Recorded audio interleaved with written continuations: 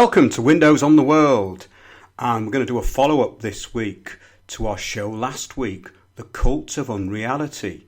It's made me look back into the work of Manly P. Hall and what his predictions were and how these predictions have and mainly have not come true.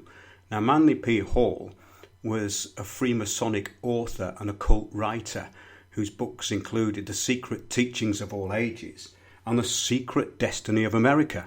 Of course, none of this is secret because they were published. So I always find that an amusing thing about the secret teachings and the secret societies, when what we know of secret societies is all public. So if they were secret, we wouldn't know about them, or we would find them very hard to find. So I'm going to take the lid off a lot of that tonight and go into some very philosophical kind of research that I've been doing.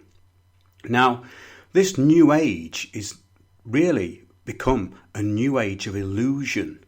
It's really could be called black magic and deception. And I say that for a very good reason, because when we look into this in a very deep kind of way, we start to see how things have been engineered.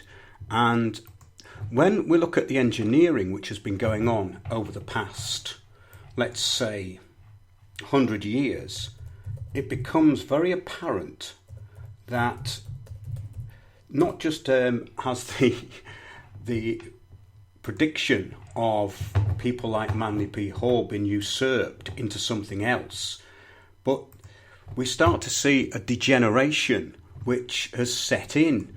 In other words, possibly what we're looking at here is the death of philosophy. Well, I would say that's actually happened, and I will go into that tonight. I'm just getting into the chat because I hadn't actually signed in, so I'll just say hello, and that's great. We should be into chat now, so if anybody's there, get into chat as we go along. And I've had a lot of people contacting me. We've got loads of information to put out, but I'm doing a kind of, a philosophical kind of show tonight. So let's have a look at the philosophical view of the future of the planet, which gave way to the New Age and New Thought movement in the late 1800s. Now, this New Thought movement was a progression of what came out of New Age, and basically it went into all this sort of empowerment and the sort of think and grow rich mentality, the Napoleon Hills and all of these self-empowerment gurus, which ironically and quite comedically were taken up and then usurped into this kind of New Age cult as well. So the whole thing is quite amusing the way it's played out. But it then moved on to scientific social engineering and psychology, and then on to Luciferianism.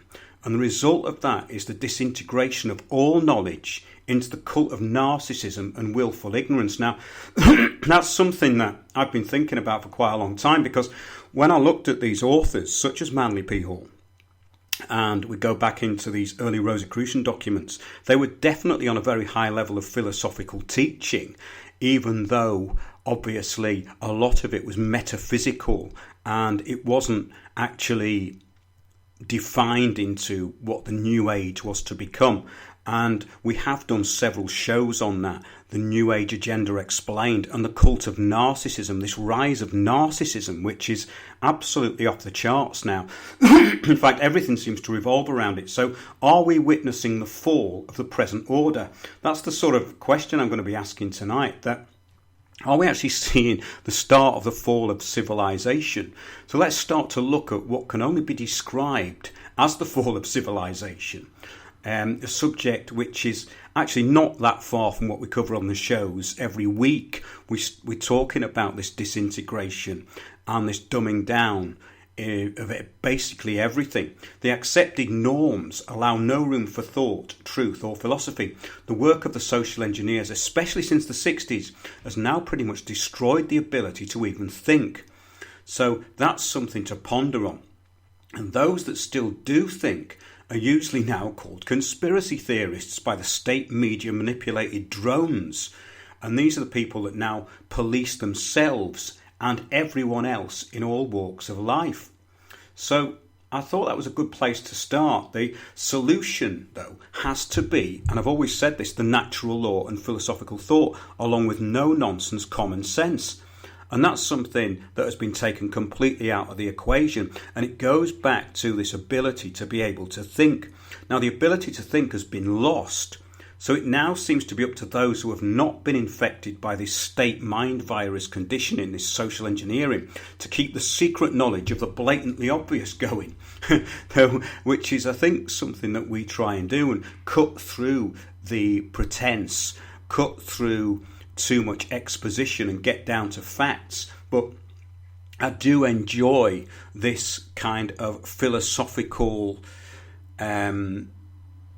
show where I can put this stuff out. So I hope people are going to stick with that and enjoy it, because we've done quite a few of these.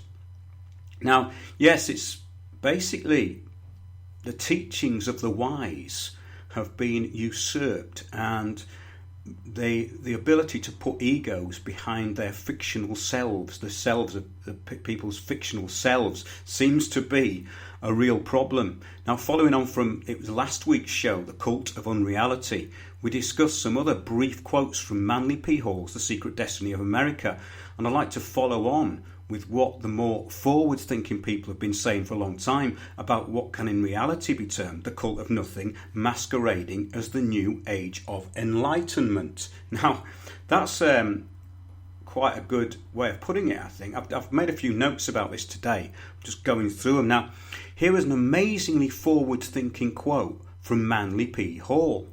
Now, I picked this up this morning, about 6 o'clock this morning, and it's actually from The Secret Teachings of All Ages, which is a massive volume. Now, get this. This is from Manly P. Hall. It was written before 1928. The book was published in 1928. It says, though the demonism of the Middle Ages seems to have disappeared, there is abundant evidence that in many forms of modern thought, especially the so-called prosperity psychology, willpower building, metaphysics, and systems of high-pressure salesmanship, black magic has merely passed through a metamorphosis, and although its name be changed, its nature remains the same. Now, I couldn't believe it when I read that. I've read this book years ago, but that was a kind of prophetic statement, and I think I should read it again just so it can sink in. He says, though the demonism of the Middle Ages seems to have disappeared, there is abundant evidence that in many forms of modern thought, especially the so-called prosperity psychology, willpower building, metaphysics, and systems of high-pressure salesmanship, black magic has merely passed through a metamorphosis, and although the name be changed, its nature remains the same. Now, I think that's one of the most amazing quotes that I've heard for years, because the thing is about this is that the demonism of the Middle Ages has not actually disappeared. It's come back, in my opinion. I'm going to get into that. But this whole kind of new age market of people basically becoming self-empowered, egotistical, and using what are forms of high-pressure salesmanship is black magic. And the whole system that we're in is based on black magic and bonds, blood bonds from the birth certificate onwards, where we're given to the state with consent. Our parents consented on our behalf. Most of the things that deal with black magic are about consent, and all contract is by consent of two parties. It's called a meeting of minds. And the contracts that we're talking about really as being black magic are the ones where people are coerced into them, which are many contracts. I mean, we talk about this all the time over the years. It doesn't matter whether you're talking about the V5 document, your birth certificate, or some kind of implied contract with the state, or some bailiff company. And we talked about Marston's last week, and that's a very interesting point I made about their new symbol after the Rothschilds had taken over Marston's and now NSL. That's something to think about, that their new symbol is the inverted pentagram, which would equate to the hanged man in the tarot, which means empty in your pockets. So the observation about the narcissistic cult of me and its self-appointed self-help gurus, kicked off by the New Thought and this New Age movement, is prophetic and also way ahead of its time, as this book, The Secret Teachings of All Ages, was published in 1928. Now, the difference in the manipulation, say, right, of a window salesman and the fake guru, let's look at the difference between those two. There isn't any. There's no difference in the manipulation of a window salesman and a fake guru. The window salesman's actually more honest, he's straightforward in his techniques, and he's just earning a living. He rarely takes his salesmanship tactics into his personal life. Well, not many of them do anyway, because I don't think they'd be tolerated. But the fake guru uses more manipulative methods and more subtle brainwashing techniques over a longer period to create dependence. And we see that time and time again with these cults and these cult leaders. Now, the window salesman is working for a company and has to operate inside certain parameters. The fake guru is not held accountable by anyone but his supposed infinite consciousness. Now, this is a thing we hear all the time, isn't it? Infinite consciousness. And something that I'm going to get into this evening. So, basically, I remember going to a party years ago. It's a side issue at a Bhagwan Sri Rajneesh centre, and there was this smelly old hippie who'd just taken on a false Indian name, and he was marrying this poor indoctrinated girl who was just basically to be another initiate and trophy wife, because he'd already had several more wives. Now, this criminal who ran the organisation, this Bhagwan Sri Rajneesh, had 100 Rolls Royces, but his disciples wanted to rid themselves of material reality, so they gave him loads of money. Now, this is incredible. There's a great documentary that you can actually see, and it's called Gods of the New Age, and it really goes into the people who followed this Bhagwan Sri Rajneesh and the crazy and dependent state that they got themselves into. Now, these sort of frauds are well documented, and there's this superb documentary, again, Gods of the New Age. It covers these charlatans and how the UN got their hooks into manipulating the gullible into global enslavement, and that is a big part of what this show's about tonight. Now, I've not met one of these New Age gurus who's not manipulative and ego-driven and narcissistic, and basically dining out on this cult of infinite consciousness, which they very rarely are able to define. Now, I've met many, and one thing that amazed me was that not one of them conveyed anything which I'd not heard before. Now, this is a really funny thing. So I'd never actually interviewed any of these gurus, and I did interview loads of them over a series of years. Mainly they were into Hinduism, but I didn't hear any of them come out with anything profound. I just heard them repeating the same old nonsense. So basically, it's a robotic cult without any thought going on. This is what really surprised me, because I was expecting pearls of wisdom and I didn't get any. Now, in fact, I mean, I've had more enlightened wisdom from these sad and broken individuals who've suffered horrendous abuse and been victims of circumstance in the most terrible events. It's like, I used to know this guy Jim in Soho who was a tramp, and I'd spend hours talking to him, even like introducing close friends to him, and chatting for hours and hours under centre point in the early hours of the morning with him. And actually, he was like the epitome of an enlightened hermit, you know. So it's kind of funny the way all this stuff works. And when I look at the New Age thing, and we've gone through this quite a lot, I'm just going to get down to this page here. I've met many, yeah. But the New Agers would say this was somehow karma, you see. So this poor tramp would be, someone they'd never actually engaged with, because his karma had led him to where he was. Not the fact that he probably had some kind of nervous breakdown, which was nothing to do with him, which was something imposed on him by a third party, or that he lost his job and lost his home. It was his karma, you see, and negativity brings it into your life. So you can't be mixing with people like that, because the negativity might rub off on you, you know. And this is why there's so many deluded and disempowered narcissists. the power of positive thinking is translated as an easy way to avoid responsibility and feel like smugly superior while saying like basically peace and namaste to their fellow parasites. I mean, I've seen so much of this over the past 10 years, and never more so than recently. And basically, they don't want to engage in anything which exercises the brain, which is a big part of this cult of nothing. Now, the whole salesman doctrine of this think and grow rich and a lazy man's guide to riches has knitted in perfectly with New Agers and those now in high up Stasi type administration. And this is where it crosses over, because this is what you find in all of these organisations. You find that these narcissistic, really thick people are all in these really well-paid jobs, and well, as we call them, useful idiots. But let's go into the background of a lot of this stuff and where it actually came from. Like reframing and visioning would have meant something much more positive and philosophical in the now distant past. I mean, I wonder what these philosophical sages would have defined as reframing and visioning. I was looking at one of these basically parasites who works for local authority, who was tweeting that she had been to a visioning session and they'd been really creative. Now, this is a person who's a leader of a council, right? Leader of a huge council in a borough of 250,000 people, who's openly working for a property development company and talking about how they're visioning for the future. I mean, you couldn't make this stuff up at all. It's absolutely off the charts ridiculous. Yeah, so let's have a look who's in chat.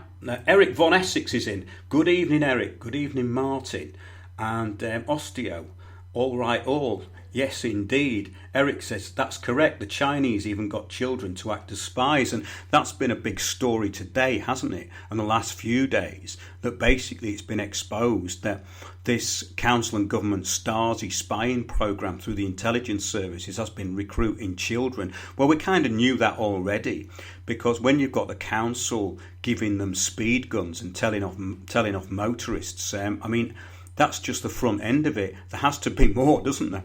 So let's have a look at Demonology of the Gullible. This is a title that I put down earlier on. The only thing like Manly P. Hall underestimated is that this demonism of the Middle Ages disappeared. Now, I would say that it's more prevalent than ever. And it's actually accentuated into possession of more and more helpless individuals who've become victims of these hungry entities through opening themselves up to channeling and spirit guides, and also through various forms of deliberately created drug cults. And we know what those are. The ones that are meant to be administered by shaman or, basically charlatans. Now, this is a really interesting thing, because I've seen the result of this, and it's something that I really do know about, and I've seen the results of this new age use of spirit guides and channeling and what it actually does to people. And at the extreme end, you can look at our interviews with Jerry Marzinski when we talk about paranoid schizophrenia, which in his view, and mine also, that this paranoid schizophrenia is actually most often brought on by possession. And that's something you can find in our archives, Are Demons Real? And we did another one with Jerry as well. Just have a look at those in the archives. Absolutely fascinating stuff, that. But this is a very interesting point, right? That I've recently been making a trailer for a new book which covers the use of LSD by the CIA and the intelligence services, and its use as a social engineering experiment. And that's absolutely fascinatingly interesting, because we've got all these creative people in the 60s, and one in particular who was the frontman of a really famous band, and people still basically idolise him today. And he had his life ruined by being given a mind-bending drug which really didn't do him any good and interfered with his whole psyche, and he was never the same again. And this is a kind of fashion around this, and the people involved in it actually don't think they've done any wrong, which is really quite weird, because when you start looking into it, these people were just glorified drug dealers, basically experimenting on people, So Yeah, I've recently made this trailer, and the term New Age now covers everything and allows what is in reality black magic, Luciferian cults, and all sorts of delusional rites and rituals which those participating in they know nothing about. Now, this is even without the influence of the mass media brainwashing into mental instability, which creating more and more mental illness, which leads to more and more channeling of negative thoughts and attachments. That's just my view and what I'm observing. Now, yeah, Manly P. Hall's right about the described techniques of ego-centered willpower, magical affirmations and positive thinking, aka egotistical self-worship. This is where it all crosses over into this sort of self-empowerment stuff. All this and these forms of willpower akin to like high pressure sales are in reality out and out black magic practices. That's what they are, because what you're doing is you're basically controlling somebody, and any form of overt control over another person is defined as black magic by these magicians. Now, making someone consent by deceptive practices is what we are told the devil gets up to. That's the whole point, isn't it? Basically, the whole point of this satanic cult and black magic is that people get coerced into things, and they do it by blood bond or by acquiescence, by being taken over by entities. So I think that this stuff is hugely important now with the way things are going. Now, basically this exercising of the hypnotic personality cult and brain-numbing simplistic philosophy of these fake gurus, it's like an epidemic which has created a massive artificial womb of self-deceivers, all obsessed with their own empowerment and comfort zone of childlike egotism parading itself as personal and spiritual development. And I think that's the key point, that it's sort of basically narcissism is now called spiritual development. So this sort of theatrical hugging and holding hands in circles and saying namaste, it sort of can't hide the underlying naivety and this sort of mental retardation which has been effectively socially engineered into this sort of fake, fluffy, voluntary slave system. And it retards sort of true knowledge and encourages sort of shallow repetition and the use of infinite and consciousness as a cover for narcissism, and basically like a lack of vocabulary. Now, true research into parapsychology, which is something I'm really interested in, is nowhere to be seen in this New Age Guru Fest. And basically, intellectual or scientific observation is met with a sort of blank stare, or a patronising supposition that you cannot be spiritual enough to yet to hang out with the neo-pagan wizards and witches in their fantasy costumes. Now, this is, I think, a really, really interesting point, and I think it's a massive part of it, because I've seen it applied in so many ways into social engineering. Now, we've done shows titled The Rise of Narcissism and New Age Agenda Explained, which touch on and explore the root of how this New Age cult, basically latterly through Madame Blavatsky and Alice Bailey, was used by the UN to bring in the fake environmental and Gaia movements which paved the way for this global governance under this Agenda 21. Now, the New Agers would think that that was a very negative thing to mention, though, as it doesn't fit in with their self-empowerment and unity consciousness or positive thinking and childlike selfishness. And that's where all this stuff sort of comes together for me. These sort of overused titles of shaman and priestess, they're just now a sort of cover for waffling charlatans.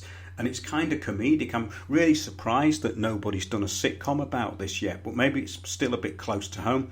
I mean, here's a quote from The Secret Destiny of America by Manly P. Hall, which foretold a better future than the one America has since become. Listen to this. He says, "Wise men are naturally endowed with the qualities of rulership, but they have had little, if any, voice in the rulership of the world. Their voices have been heard only after the men themselves were dead." Now, isn't that very true?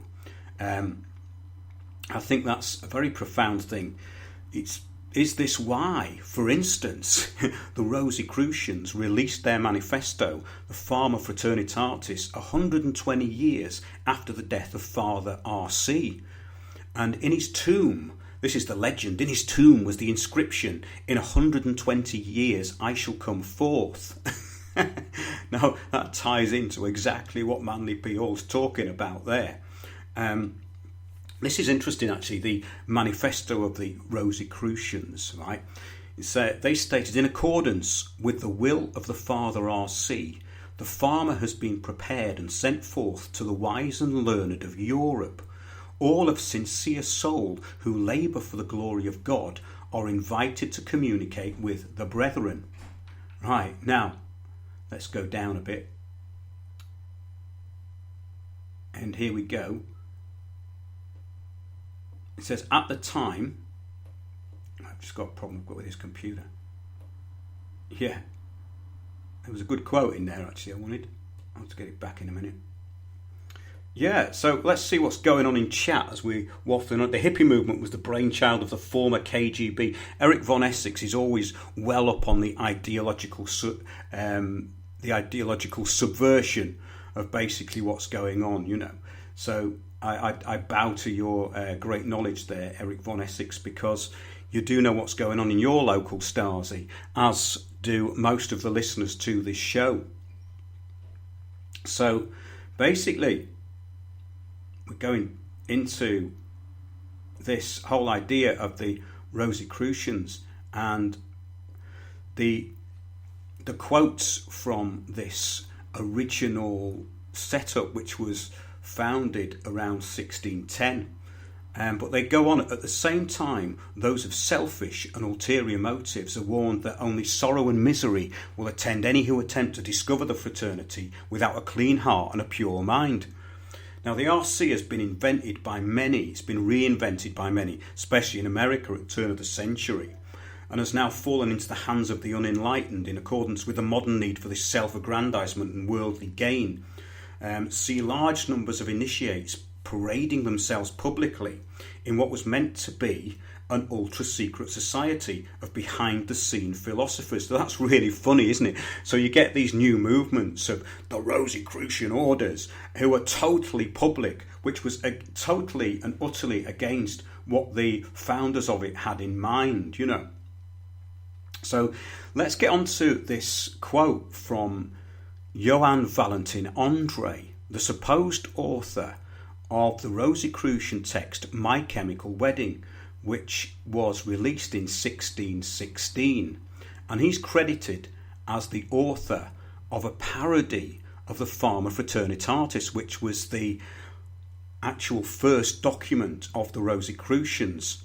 Now, in the original Rosicrucian manifesto, the tomb of RC, Father RC, is described, and basically he's preserved with this scroll, the Farmer Fraternitatis, in his hand after 100 years. The body's perfectly preserved. So what Andre has put forward is basically what happened, what has actually happened to this knowledge. The tomb of RC is described in a reversal of the legend, and instead of a perfectly preserved Father RC holding the farmer, there's a rotted corpse, and it's inscribed on a brass plaque is this legend: I, the truth, daughter of God, assassinated by the duplicity of Satan, by the feebleness of flesh, by the despotism of tyranny, by the malignity of politics, by the superficiality of historians, by the folly of the wise, by the stupidity of the people.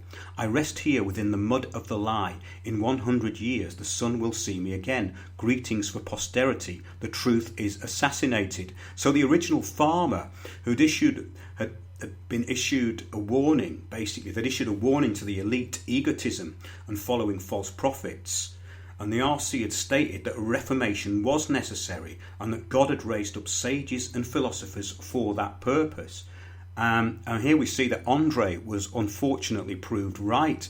So that's kind of heavy duty, but I think that's a great kind of way to look at that now. In other words, this proper knowledge has been subverted and destroyed. So basically, let's look again at Manly P. Hall. Now, Manly P. Hall's optimism in the hopes for the new Atlantis is apparent in this quote here from The Secret Destiny of America. The religious motion in the modern world is away from theology and all the artificial limitations set up by creeds and dogmas. To meet the ever-increasing dissatisfaction, there must be a new vision concerning the substance of spiritual truth. The religion of the future, he states, will include within its structure the best of science, art, literature, politics, and sociology. Spirituality is not a blind faith about things invisible. It is an inspired use of things known and available. So Manly P. Hall has predicted that this new religious thought would be beyond dogma and towards ultimate truth. The best of science, art, literature has been muddled together now into vague ideas about quantum physics and positive thinking. Now that's a really interesting point, I think. Like, the combining of philosophy and politics has been replaced with social engineering and mind control in a narrow corridor of accepted political belief. And Hall states the esoteric societies of the ancient past were for the most part religious and philosophical. In the medieval world, they became philosophical and social. In the modern world, political and social. Now, this is a really important point, and something that, again, brought a load of strands of this thinking together for me. In fact, the political and social society is now an absolute, scientifically engineered fake reality imposed through the executive, administrative and judicial branches of this sort of new totalitarian state, and we see a complete lack of philosophical thinking. So I think that's a absolutely fascinating point there, that when we look at this, how it's been engineered, you can actually see the beginnings of the end when we look into this. And that's, to me, very, very profound stuff that he's talking about there. Basically, the combining of philosophy and politics has been replaced with social engineering and mind control in this narrow corridor of accepted political belief. So that's, to me, what a lot of this that's going on is about now. It's a very important point that the political and social society is now an absolutely scientifically engineered fake reality. So I just find that something that has really come together with the thinking here. So we go from this kind of philosophical and religious point of view to this social engineering which is going on.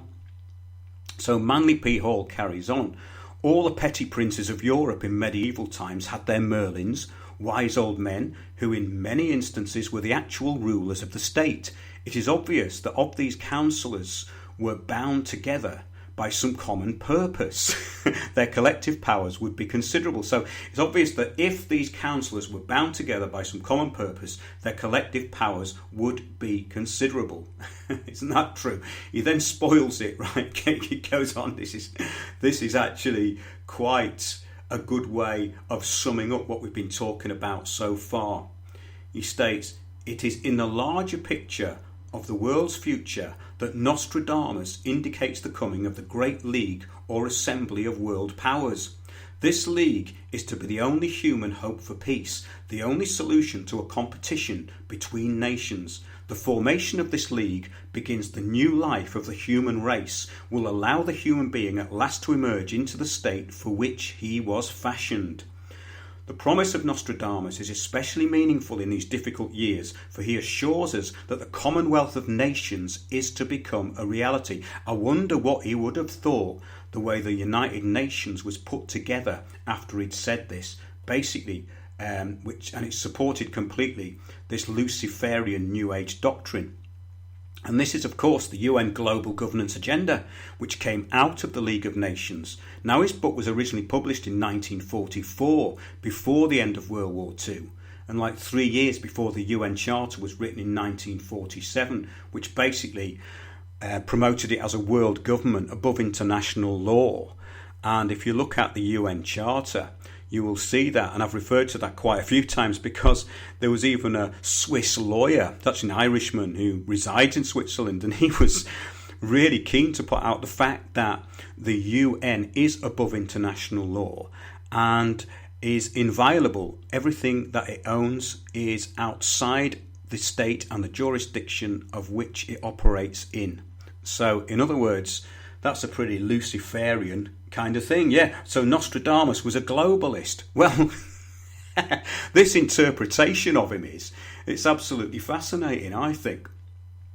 Now, the point here is that I think like even Manly P. Hall would be shocked and disillusioned at the manipulation of reality, which has gone on way beyond what he ever predicted, and it's in direct contrast to what he'd apparently hoped for. Because if you read this early philosophical stuff, I mean, it's actually great. This sort of late Victorian optimism has been completely wiped out now, and this kind of thinking and love of language and kind of abstract expressionism, in a way, that they put forward, and their love of language and their hope for the future, you can see what's happened. Basically, the fall of mankind is actually here when you get the population thinking that putting a balloon of Donald Trump dressed as a baby above London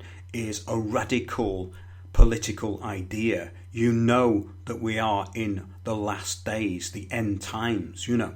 I won't say anything about the Sadiq Khan one because I think that's a great idea. But that's much more kind of fitting. That has got some irony about it when you think that. I don't really want to start advocating all Trump's policies, but when you think about it, under Obama, would the Syrian war have stopped? Would hundreds of acts and red tape getting in the way of business have been removed under his administration? No, they wouldn't. They would have been accelerated. So everything seems to be a reversal now. But in the secret destiny of America, he carries on here, yeah. Thenceforth shall a republic go on, increasing in power and goodness, until her borders shall end only in the remotest corners of the earth, and the whole earth shall be beneath her shadowing wing. Now that's pretty ominous, isn't it? But I like the way he's put increasing in power and goodness. Now, have we seen that happen? I don't think so. What would he and his fellow brethren have made of the project for the new American century? You know, this idea of the endless war on terror and the Greater Israel plan, the Yinon plan, this destruction that's going on in the Middle East for the sake of an interested third party who we are beholden to. So the destruction of the ancient sites and civilizations cannot have been part of this type of thinking. It just can't have been. So the historical sites and artifacts, for instance, destroyed in Iraq and Syria cannot have been part of this earlier plan. Surely they can't have been when you look at the sort of thinking of these people, because they would have wanted to preserve that, wouldn't they? I mean, we look at these older civilizations the Sumerian culture is actually quite recent when you start looking into proper ancient history, which they know nothing about. You know, I mean, you talk about the wisdom of the ancients. I love that Spinal Tap quote. I think it's brilliant, where he goes, many thousands of years ago, there was an ancient race of people called the Druids. Nobody knows who they were or what they were doing, which actually sums them up perfectly, because even if anybody did know anything about the Druids, their history was written by the Romans, so they basically portrayed them as superstitious and kind of evil in many ways, and absolutely barbaric. Of course they would, because they were pagans, you know. So it's kind of interesting the way all this stuff fits together, the historical sites and artifacts. Yeah, like if you look at the civilization of Ebla, which is in Syria, and that predates most other known civilizations, and their language had its roots in Ugarit, Canaanite and Hebrew, and Canaanite became Phoenician because of its negative connotations of human sacrifices to Baal, etc. And of course they just blew up the temple of Baal in Syria. ISIS did it, really. Yeah, it's funny that, isn't it? That ISIS would be destroying its own ancient civilization, or possibly the civilizations of their forefathers. Okay, you can say that they're extremists and they don't like any form of idolatry, but that's taking it a little bit far, isn't it? So, yeah, our talks on the bigger picture, I wanted to get on that before the break, because I spoke to Piers Corbyn earlier on today, and I want to get more into this cult of me in part 2 of the show.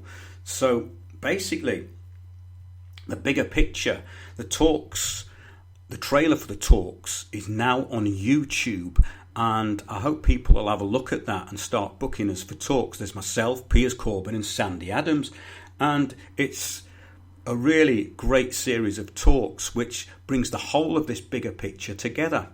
And I'm going to play an interview I did earlier on with Piers Corbyn, and then we'll go into the talks which are now uploaded onto YouTube. So here's what Piers had to say earlier. I was asking him about the bigger picture, what he thought it meant, and to get his overview of it. The key thing to understand is that the powers that be, like the world forces that run the Wall Street super corporations and so forth, are in a crisis now, and they have to increase their profit rates. So there's got to be more and more social control of people in the West, and exploitation of them. And the Agenda 21, you see, it's an international idea, but implemented at local level. Of course, is to organise and regiment and control developments locally.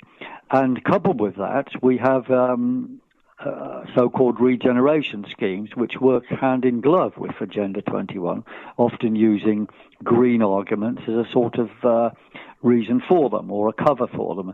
And these regenerations are actually, if you look in any big city, they are displacement of existing working class communities, i.e. their social cleansing, and building of luxury flats for the rich and super rich, often which are kept empty to make money out of the rising land values.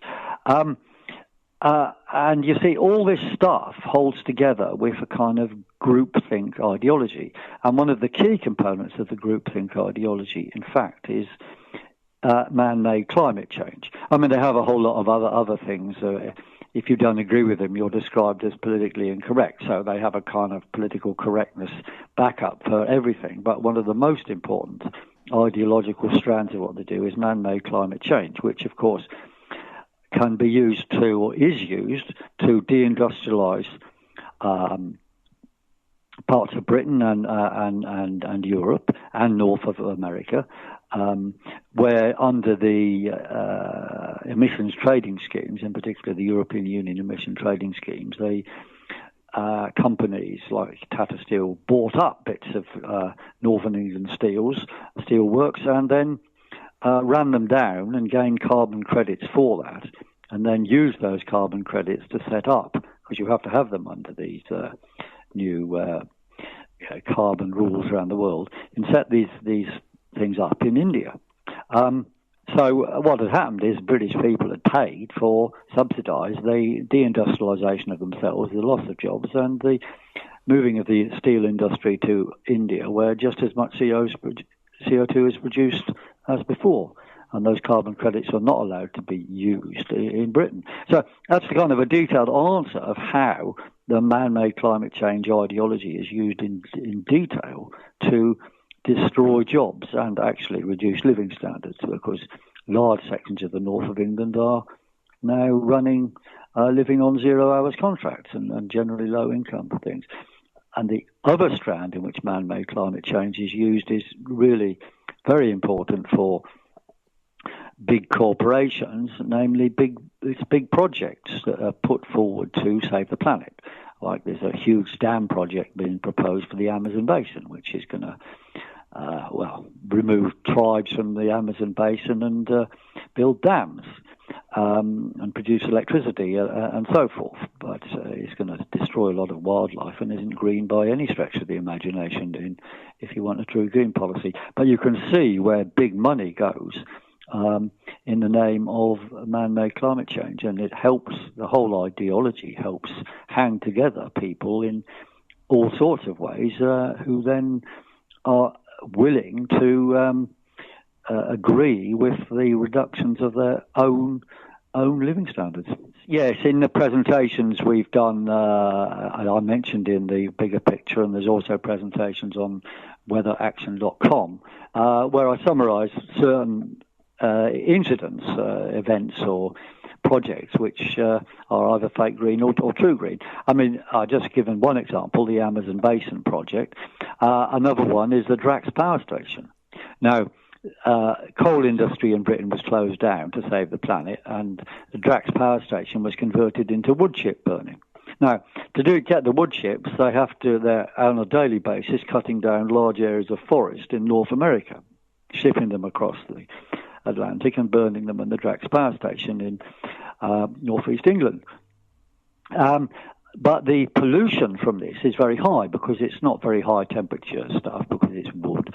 It's inefficient, and it produces a lot of microparticles, which the pollution is equivalent to increasing the number of diesel cars in Britain by 25%, which is an enormous thing. And diesel kills, right? I mean, it's a slow death, but, thousands of people allegedly, well, I'm sure it's true, are dying earlier than they otherwise would because of diesel pollution or these microparticles.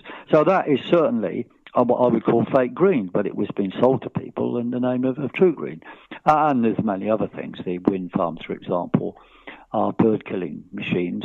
Right now, in this hot weather and high pressure in Britain, they're producing almost nothing. So therefore can't power refrigerators or computers. But even worse, when you think it's in the winter, when we have high pressure, that's when we desperately need more power, and that's exactly when they won't work. So they've got to be backed up by power stations. So really, you have to have double capacity or so, which involves a lot of cost in producing CO2 to build these things. I mean, the CO2 footprint, as they talk about for building a wind farm or one of them, is huge. Electric car CO2 footprint to make it, because of the huge energy consumption in making batteries, and of course the mining of materials that goes into batteries. Before an electric car moves, it's already produced in its production the equivalent of driving a petrol car for 8 years. So you're not going to start reducing CO2 by a petrol car, an electric car, until you've driven it for 8 years. It's a nonsense. It's a complete phony game, and people are buying these things to save the planet. Well, they're not saving the planet. They're just increasing somebody's profits, or actually receiving subsidies from somebody else in the economy to fund these things. Looking forward to people coming to the talks. Great stuff. Bye.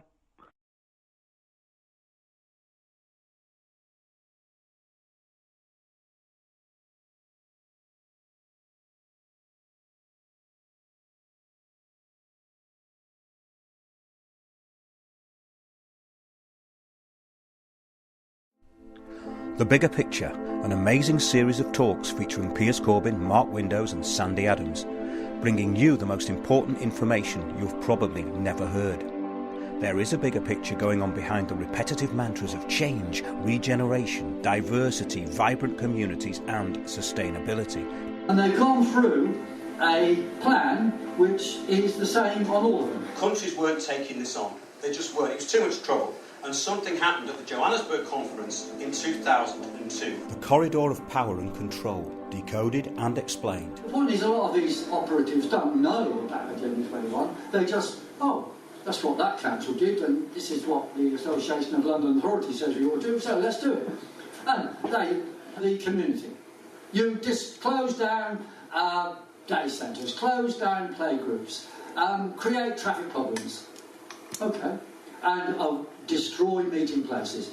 Aylesbury Estate, the first thing they did once they decided to demolish was knock down the community centre in the middle. I mean, I used to belong to the Ecology Party years ago, and that was real environmentalism. This has been hijacked. It's a Trojan horse. They want to treble housing density and put flats for sale where not a single tenant on the flats in Danebury Avenue overlooking the park is allowed to return to a flat in Danebury Avenue overlooking the park. Not one. Well, there you are. That's what the Club of Rome actually put in this report. It was their plan to make humanity have a common enemy. They thought global warming would fit the bill. Labour, Conservative, Green, Liberal, it doesn't really matter, because none of them are going to address the main issue of what this is about, because they can't, because it's above them. Did you know that in 2018, 64% of populations in so-called democracies state their governments rarely or never act in the public interest? Lie one, lie two. There you go. Lie one would be atheism, lie two is organised religion. OK, so let's have the extreme left and the invented far right. UK think tank Demos.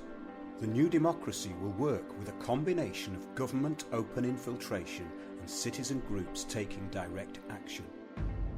Change agents breaking down, you know. Oh no, I've got to go on another course after this, you know. Where there's a problem, there's a solution. Because it means that anyone who gets one of those forms does not have to sign it. And they've stopped it now, right? They've given them back to the council. So that affected hundreds of thousands of people. If you engage with this stuff and learn a bit of it, it's remarkable what you can do. And I'm going to give you some more examples of that as we go along. The global elite's aim is nothing less than to create a world system of financial control in private hands, able to dominate the political system of each country and the economy of the world as a whole.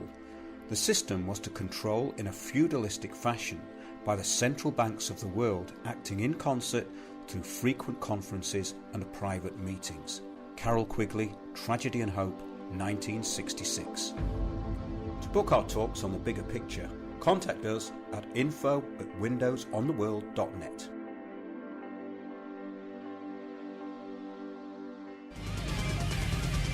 Join me, Mark Windows, for Windows on the World live every Sunday 9 to 11 p.m. GMT.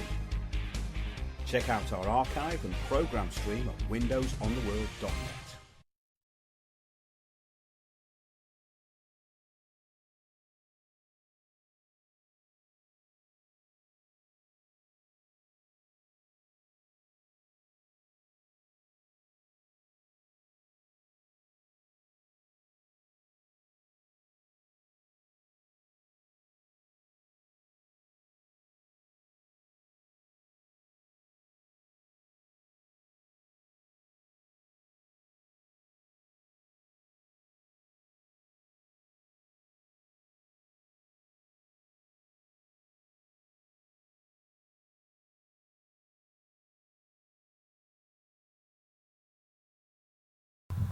Alright then, okay, I'm back again. I've had a bit of a problem with my mic there. Very irritating actually, because I was getting into quite a good flow. Okay, so I'm just going to check in chat to see if I can be heard. I'll put, can you hear me? Okay. Yes, that's okay.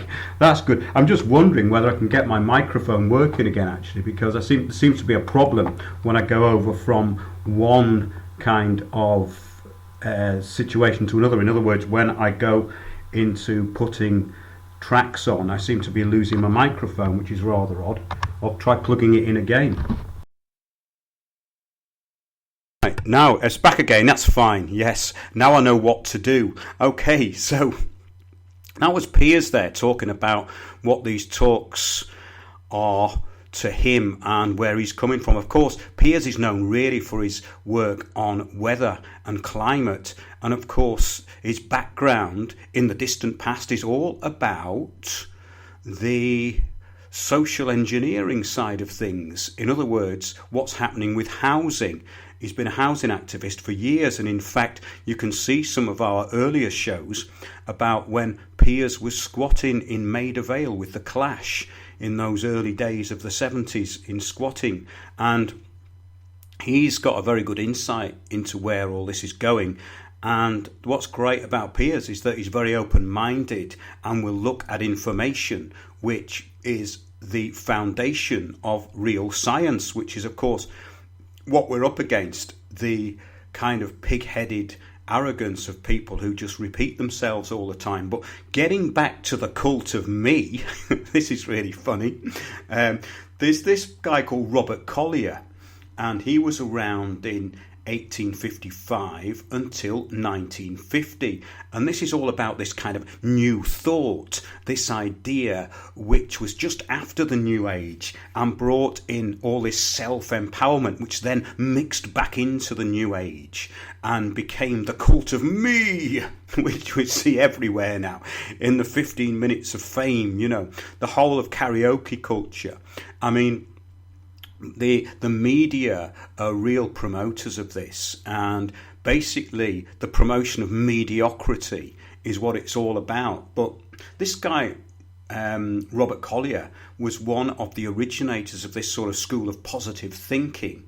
And really, positive thinking meant that you thought you were great and you could have anything you wanted, but most of it revolved around material wealth when you look at what these books are actually about. But he wrote a book called The God in You, and it was a series of 7 lessons teaching the reader that he is one with the great I am of the universe and part of God, the great I am. Now, that's like a euphemism and it's a comedy thing, but in this, he actually meant it, but I suppose you can see where these people were coming from, but it's been so subverted into egotism, it's ridiculous, But the author said, the author believes that until you realise that the power the I am power and the power it gives you, you will not know God. Collier states there is a God in that, and he will carry you, and in the doing of it will provide you with every good thing this world can supply. He hopes to help the reader find the God within you, the God nobody yet knows. When a man has no special skill or ability, he says, or riches or influence, he has to look to something outside these for success, something beyond material means. So he turns to the God in him, to his cell of the God mind, and of that cell he demands that it bring him fame or fortune or power or position. Now, the whole of this is really funny, right?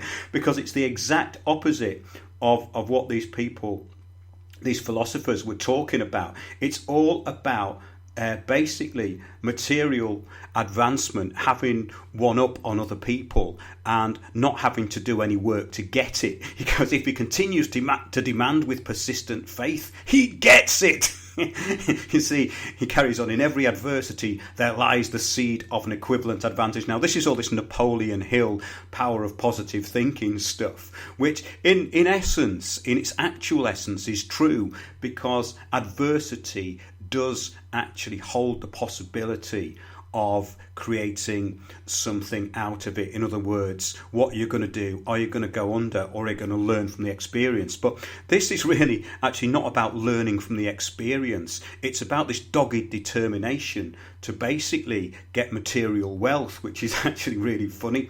He says, the turning point in the lives of the most successful men has come at some moment of crisis, when everything looked dark, when there seemed no way out.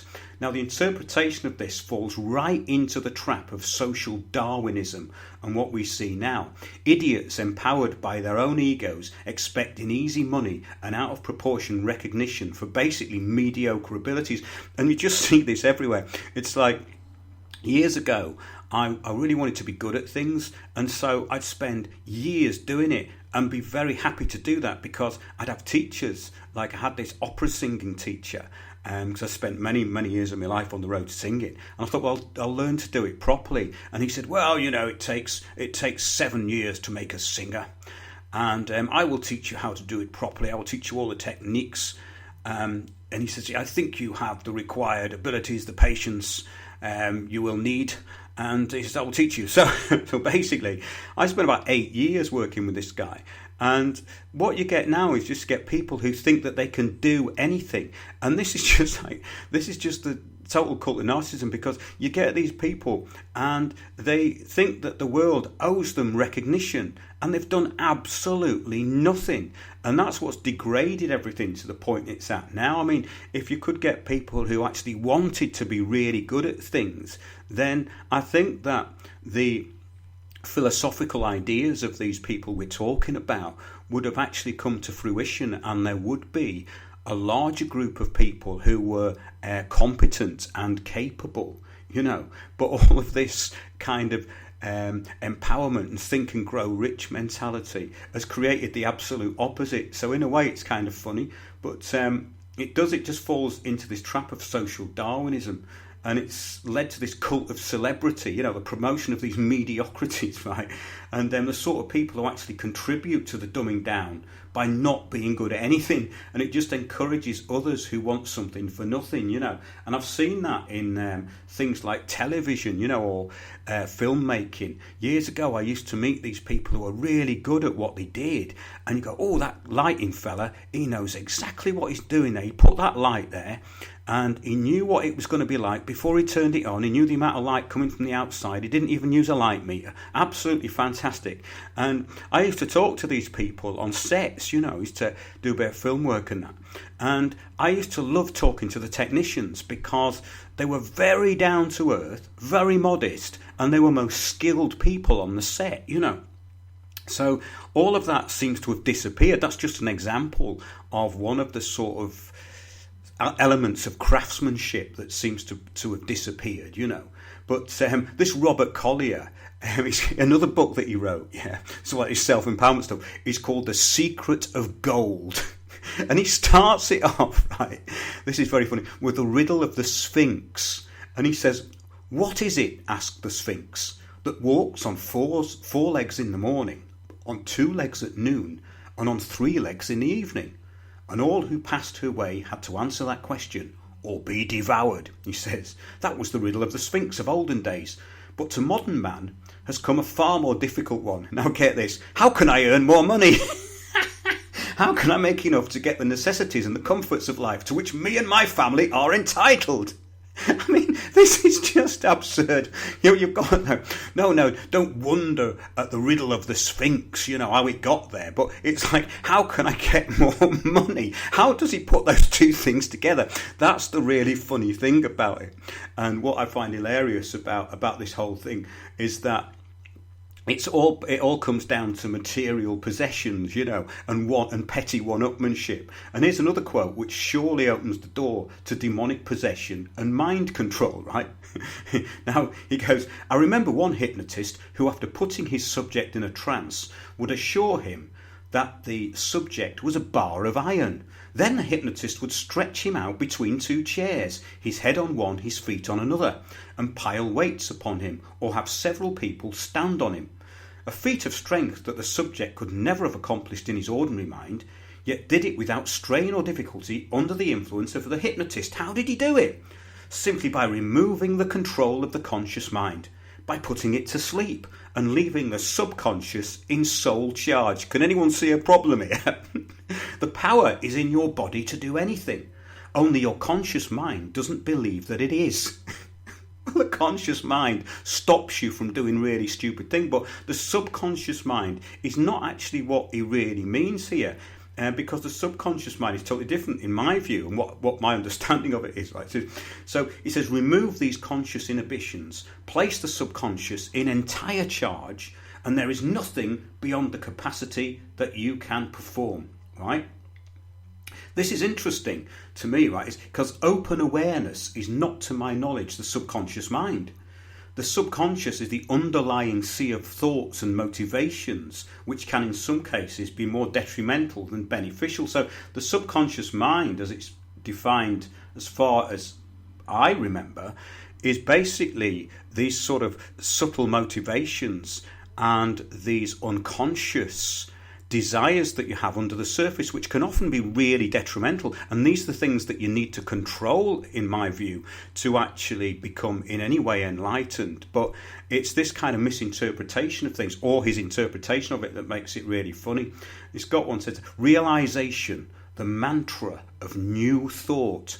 Now, this is partly accomplished through reasoning, partly through silence or meditation. Okay, starts off pretty well. To enter the silence thus became the favourite expression among the disciples of New Thought. Right, this is this kind of follow-on from the New Age, where it all got mixed up. One of the first teachers of the law of attraction. Now, this is another thing that we talked about in our show, which was all about the New Age Explained, where we talked about the background to it and how it was all co-opted into this global governance that we've just been talking about. Now, one of the first teachers of the law of attraction was William Walker Atkinson, who lived from 1862 to 1932. He was an important figure in the spread of New Thought. Atkinson had been a student of New Thought since the 1880s, and he became an ardent promoter of the movement and was the editor of several New Thought journals. In 1900, he published a series of lessons in personal magnetism, psychic influence, thought force concentration, willpower and practical mental science, titled Thought Force in Business and Everyday Life. The Thought Vibration, or the Law of Attraction in the Thought World, was published in 1906, so this stuff is really old, all this kind of positive thinking stuff. And so you can see where it's all gone. I just find it fascinating going through these sort of people who, not all of them, I was aware of it. That's why I wanted to do a show on it, really. So he goes, a strong thought or a thought, long continued, will make us the centre of attraction for the corresponding thought waves of others. It's all about me. Like attracts like in the thought world. As ye sow, so she shall reap. Ye shall reap. Birds of a feather flock together in the thought world. Curses like chickens come home to roost and bringing their friends with them. That's a bit ominous, isn't it? Nowhere can this be better observed than at a mind, body and spirit festival, if anyone's been to any of these sort of New Age events, you know. The problem with this sort of thinking is that it does actually produce these entitled and lazy-minded people. Really, the whole of this movement has created this and basically made fodder for the global governance and the kind of social engineering. But under numerous pseudonyms, as well as his own name, Atkinson, this is very funny now, Atkinson became a prolific writer and teacher of occult subjects. Books such as Practical Psychomancy and Crystal Gazing, which came out in 1907, Reincarnation and the Law of Karma came out in 1908, and a 6-volume series called The Arcane Teachings with titles such as Arcane Formula or Mental Alchemy, The Cosmic Laws and Vril or Vital Magnetism. Now this is really, really interesting stuff. Then behold, Namast Om Shanti, right? He became a guru with an Indian name. You couldn't make this stuff up, could you? He had to become a guru with an Indian name, didn't he? After becoming intensely fascinated with Hinduism and purportedly studying with a guru named Baba Bharata, Atkinson pens 13 books under the name of Yogi Ramacharaka. The one was called The Science of Breath, 1903, which was presumably about stilling the mind and breathing. 14 lessons in yogi philosophy and Oriental occultism in 1903. Well, it was the amount of books this guy turned out. He either must have been an absolute genius or complete charlatan, you know. Advanced course in yogi philosophy and Oriental occultism. Now, under normal circumstances, wouldn't it take half a lifetime to know any of this stuff, right? That was in 1904. And he wrote another one, Hatha Yoga, or the Yogi Philosophy of Physical Well-Being. That came out in 1904 as well. So he was churning one out every couple of months. A series of lessons in Raja Yoga, which came out in 1905. I mean, when you think about it, yeah, this stuff is meant to have been developed over thousands of years, and he just turns up and he just starts churning it out. The Science of Psychic Healing came out in 1906. Lessons in Gnana Yoga, the Yoga of Wisdom, also came out in 1906. And guess what? The Bhagavad Gita compilation, coming in at number 3 this week, came out in 1907. And the Spirit of the Upanishads compilation came out in 1907. Now, the thing is that Bhagavad Gita is it would take you about a year to read it anyway if you read it properly. So he produced the best of the Bhagavad Gita and became a yogi in double quick time. So that must be the power of positive thinking, right? It's got to be, hasn't it? It can't be anything else. I mean, I love the fact he produced an advanced course in yogi philosophy and Oriental occultism. I mean, it's amazing. It's just like, it's kind of funny, really. It's got the Arthur Daly of the yogi world, you know. But actually, no, Arthur Daly was actually a kind of supplier of goods, really, wasn't he? So he was kind of honest. His character was. He says the monistic theory of the universe, the theory that one is all and all is one, that one substance manifests itself as the seemingly many elements of the material world. This is of Hindu origin. You see, this is part of Hindu philosophy, which I think has been really taken advantage of by these mental midgets. I don't mean him particularly, because I don't want to denigrate him, but the mental midgets that I've been talking about really over the past hour, the sort of victims of this cult. So the New Age and New Thought movement. Now, it's much like its closely associated sibling, the New Age movement. The New Thought movement represents an amalgam of beliefs. Direct influences can be discerned from 19th century spiritualism and spiritism, transcendentalism, homeopathy, faith healing, phrenopathy, Spinozism, Hinduism, mesmerism, and metaphysics. What one writer has described as a quasi-philosophical, quasi-philosophical, religious, mystical healing, idealism movement. Ooh, doesn't that really just trip off the tongue?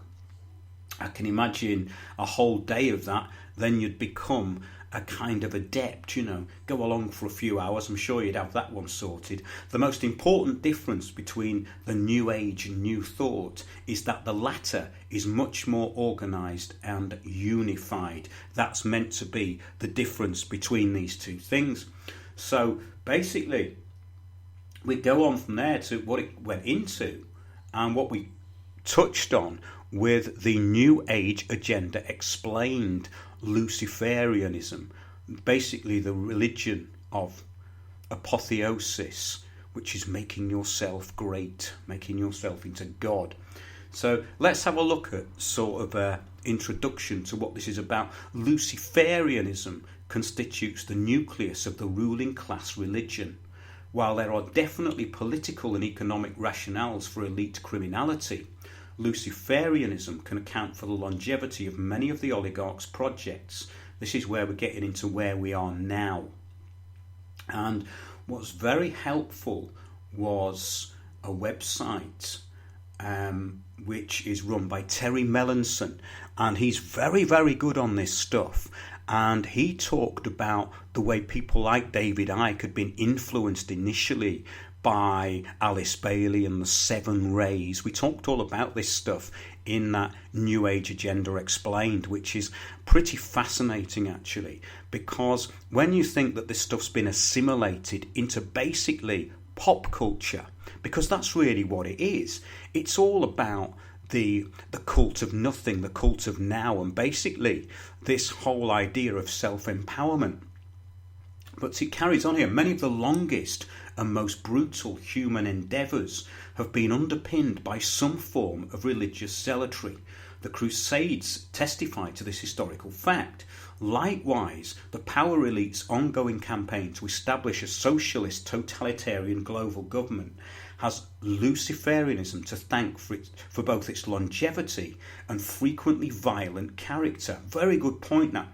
In the mind of the modern oligarch, Luciferianism provides religious legitimacy for otherwise morally questionable plans. Now, isn't that so true?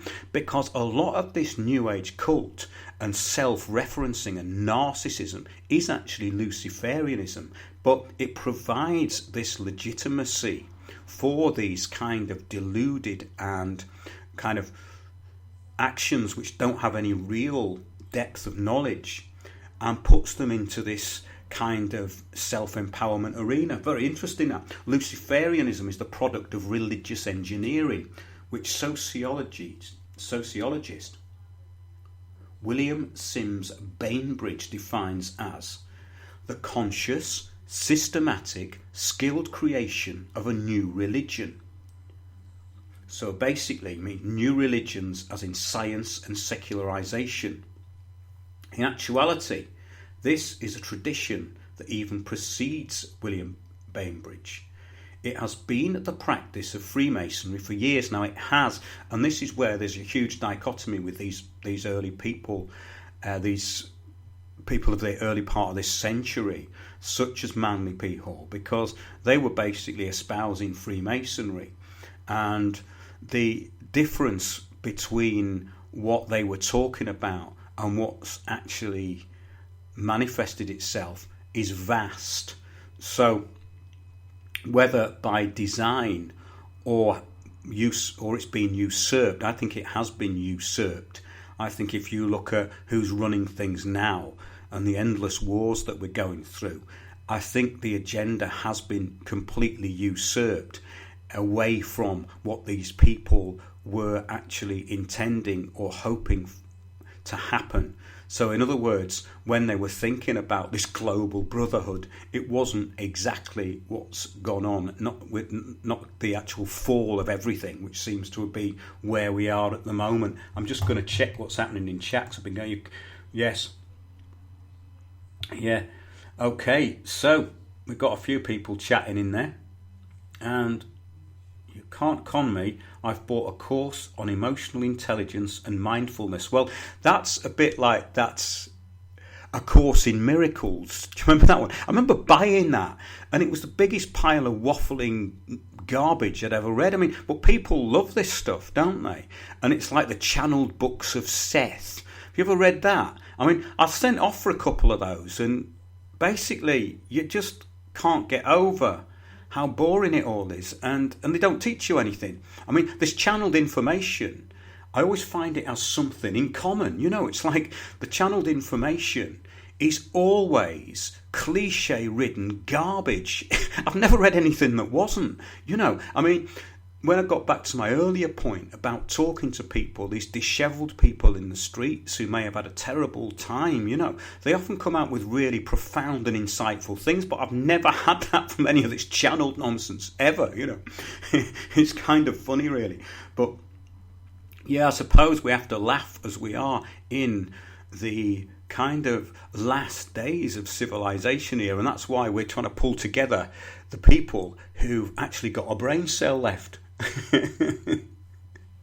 What's that? Generation bell end courses in NLP and nonsense subjects like nail technicians. Colleges around here nail technicians.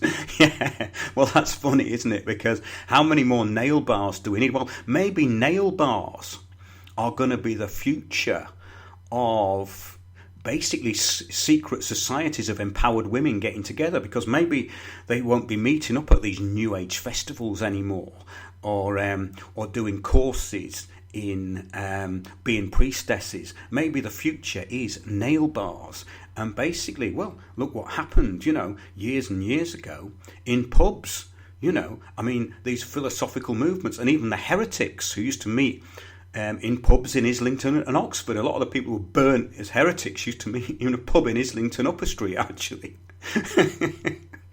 So maybe nail bars are the future of secret societies. Yeah, good one. Modern art is a joke.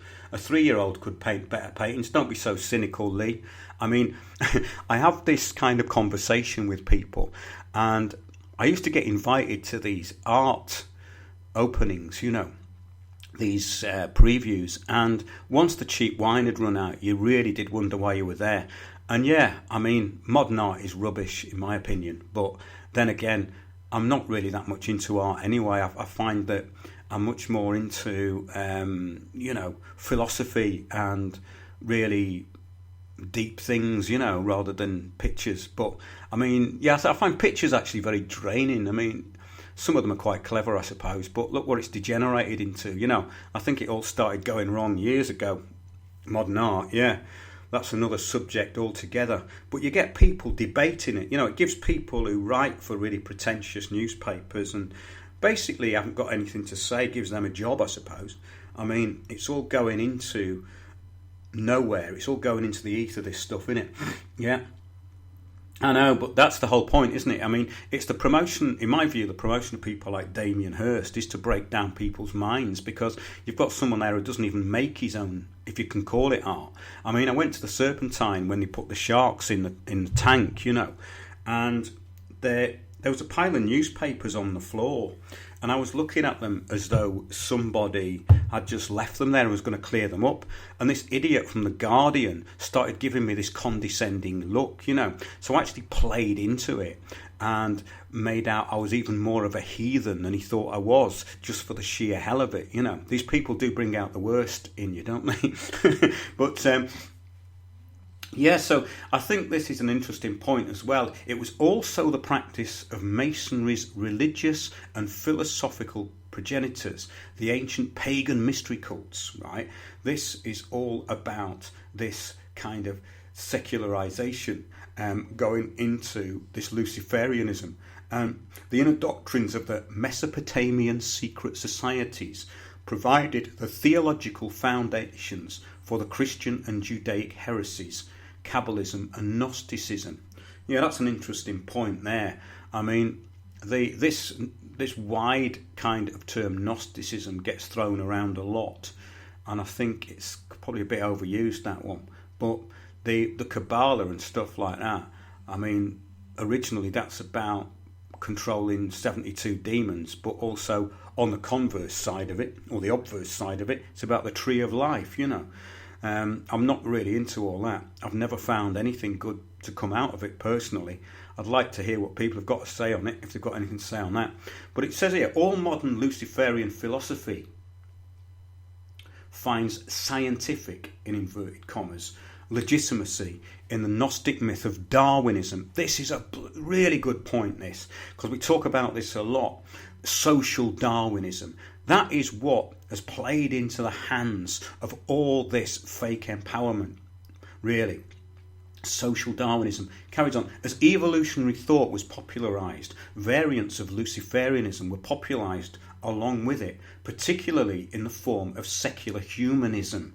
Now, this is a good point. Humanism, that was taken on by a lot of these people involved in art and music of the 60s and the 50s. A lot of the old boys I knew who were into trad jazz, most of those have all died off now.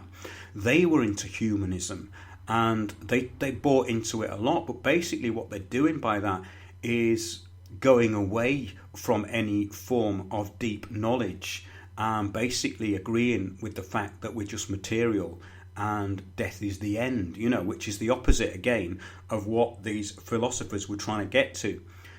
That's what we've been talking about at the beginning of the show. A historical corollary of this popularisation has been the rise of several cults and mass movements, exemplified by the various mystical sects and gurus of the 60s counterculture. Yeah, just mention that. That's a really important point, because this stuff in the recent past really did come in through the 60s. And I was at Portmeirion over the weekend with my friend who's writing a book, and I did some photography for a Portmeirion, is this place in North Wales where the Prisoner TV series was filmed, and it was put together by this guy Clough Williams Ellis, I think his name was. And they had wild parties there in the 60s, and the tour guides try and play that down. But we were taking photographs of where people like George Harrison had sat on the veranda there. I mean, it is a particularly stunning place, Portmeirion. But this 60s counterculture produced quite a lot. But the metastasis of Luciferian thinking continues to this very day. It certainly does. This article's quite old, but I've just put it all together into a kind of chronology of this stuff for this show. Luciferianism represents a radical revaluation of humanity's ageless adversary, Satan. It is the ultimate inversion of good and evil. The formula for this inversion is reflected by the narrative paradigm of the Gnostic hypostasis myth. As opposed to the original biblical version, the Gnostic account represents a revaluation of the Hebraic story of the first man's temptation, the desire of mere man to be as gods by partaking of the tree of knowledge of good and evil. Now that in itself is a really interesting thing, because if you go into that book, Mankind's Reptilian Past, which you'll find that David Icke has used a lot of, it's by someone called R.A. Boulay. It goes into these old texts which it presents in a completely different way. So there's two sides to look at this. whether it's about empowerment in the respect of, do you actually want to improve your self-knowledge or knowledge of what's around you, or do you just want to gain an advantage over someone else? Anon 6069. I started working for my village this last week, trimming and cleaning and generally being a worker. That on top of my multiple vegetable gardens, up at 6 a.m. to water my maize field before work. Well, thanks for that. It's very pious of you to be involving yourself in hard physical work, getting up in the early hours of the morning. And this is the pathway to enlightenment and wisdom. So well done, and thanks for bringing that up, because that's really what this is about. It's all about self-sacrifice and making yourself a better person, rather than think and grow rich and I want everything now. Why not? It is the cult of I am, the cult of me. No, thanks for putting something back in there, Anon 6069. Martin, you would not want to eat anything that had not been dipped in formaldehyde. Pickled cow. I think I've missed quite a few points here. Have you lot been talking about other subjects while I've been waffling on? Now this is interesting. In the Hypostasis of the Archons, which I've read, which is an Egyptian Gnostic document, we read how the traditional story of man's disobedience towards God is reinterpreted as a universal conflict between knowledge and the dark powers, the exousia of the world, which bind the human soul in ignorance. The hypostasis describes man as a stepchild of Sophia, or wisdom, created according to the model of Alon, the imperishable realm of eternity. Eon, I think that means. That's an electricity company now, isn't it? On the other hand, it is neither God, the imperishable, nor Sophia, who actually is responsible in the making of man. On the contrary, the task is undertaken by the archons, the demonic powers who, because of their weakness, entrap man in a material body and thus cut him off from his blessed origin. They place him in paradise and enjoin him against eating of the tree of knowledge. The prohibition, however, is viewed by the author of the text not as a holy command, but as a malignant effort on the part of the inferior spirits to prevent Adam from having true communion with the high God, from gaining authentic gnosis. Now, what's really fascinating about the Nag Hammadi scriptures, as they're called, these texts that were found in Upper Nile, Egypt in 1947, all together in a jar, in the same year as the Dead Sea Scrolls, is that there's definitely a sense that these people were trying to keep something negative out of their lives, which I find very interesting. It's a completely recurrent theme within those documents. And the term archon just means ruler or leader.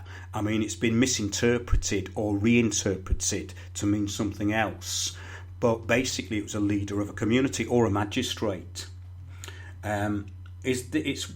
It's where we get this 144,000 number from the Old Testament. 72, it's a major pentagrammic number.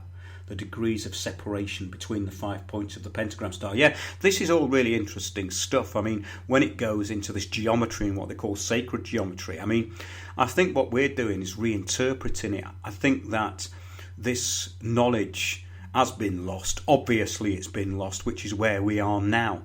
Because having looked at a lot of these megalithic remains, and I'm not even going to get into trying to theorise about them and the astronomical alignments and all the rest of it, well, it's quite clear that we're not talking about ancient farming communities here, because I've looked at one recently that they do state is prehistoric, which is Stanton Drew, and that has the look of something which was used for some reason as a marker or markers on the ground, and those stones were being used for something, but we don't know. I mean, the theorising about this goes on endlessly, and I got really fed up with it, which is one of the reasons that I don't now interview a lot of people who talk about this stuff, because basically they know as much as I do about it. They may have some knowledge. They may have been to some of these sites and got their own theories, which are very, very interesting. And I'm certainly not denigrating any of those people, the researchers, certainly not, because they've helped me a great deal, but we always come up against this brick wall because we just don't know. when we're going into this stuff. I mean, I was speaking to Stephen Strong of Stephen and Evan Strong, father and son team of researchers in Australia, and the people who actually started the out of Africa theory are now saying it's completely wrong and it's much more likely to be out of Australia.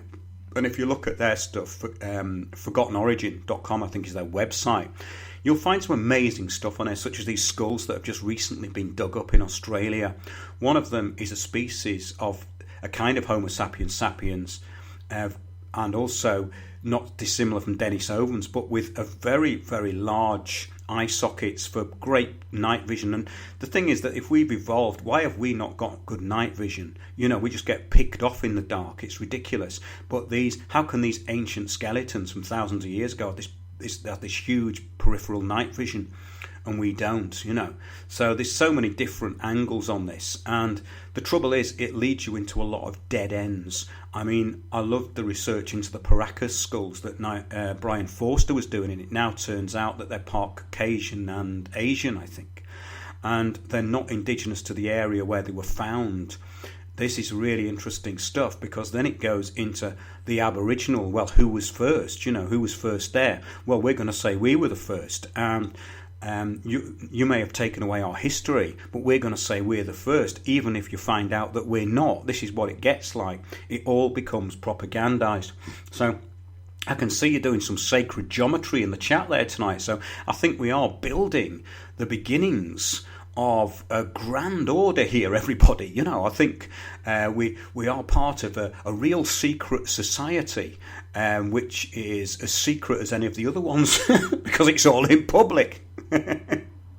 But I find this stuff absolutely fascinating, that this Gnosticism and where it's going, and basically how it's all been kind of taken up into this whole control system of Luciferianism, really. Basically, it goes on here and talks about this Genesis account as well of the feminine wisdom reappears in the form of the serpent, called the instructor, who tells the mortal pair, Adam and Eve, to defy the prohibition of the archons and eat of the tree of knowledge. The serpent successfully entices Adam and Eve to eat the forbidden fruit, but the bodily defilement of the woman prevents man from understanding the true motive underpinning the act. This humanity is fettered by the archon's curse, suggesting that the orthodox theological view of the violation of the command as sin must be regarded anew as the mindless failure to commit the act rightly in the first place. All a bit gobbledygook for me that this time of night, but basically this is really interesting stuff, because when you start looking at these ancient texts and how it all links up, it takes you into many, many different areas. So let's have a look what it says. If you see a cube and they're everywhere, it is Saturn. Well, that's a really interesting thing, that, and the Kaaba stone and all that.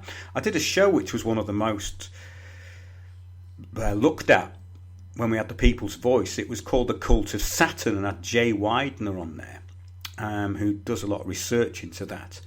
And this guy who'd written a book called Saturn, Death Cult, called Troy, and he was really interesting. And when I was looking recently at astrological stuff, they were talking about the influence of Saturn, and it's an interview that I'm going to put out. I know things have gone a bit random in this part of the show, but I think it's time for a bit of randomization. It all ties in, though, to what we've been talking about. This Saturn cult, in that thousands of years ago, Saturn is thought to have been much closer and had much more influence upon the Earth, and was meant to have bathed it in this very purplish kind of light, which is extremely fascinating, because recently I was looking at this book called The Ringmakers of Saturn. I downloaded it. You can actually download it, the PDF, free, and it's all about how Saturn creates these kind of weird things within the rings, and how are the rings created. Absolutely fascinating book by Norman Bergram. He died recently. It's called The Ringmakers of Saturn. So all this stuff that what we've been talking about, bringing it into where we are now, and this kind of decimation of knowledge, where you find out that people just don't really want to even engage in any form of real philosophical debate or argument. You know, we'll get back to this stuff in weeks to come with different subjects, I think, because there's so much of it. So if we're going about this Luciferian kind of takeover, Lucifer the light bearer, strange and mysterious name to give the spirit of darkness. So Lucifer, the son of the morning star, is he who bears the light, and with its splendours intolerable blinds feeble, sensual or selfish souls. Right? He makes man aware of his own innate divinity. Again, back to the cult of me, which is where all of this stuff comes from. When you look at the whole of the system, it's engineered to feed people back into that cult. So in other words, the system creates this parasitical kind of black magic, which you get through birth certificates, contracts and implied agreements, and then sets it back on the individual so that they perpetuate it amongst their own people.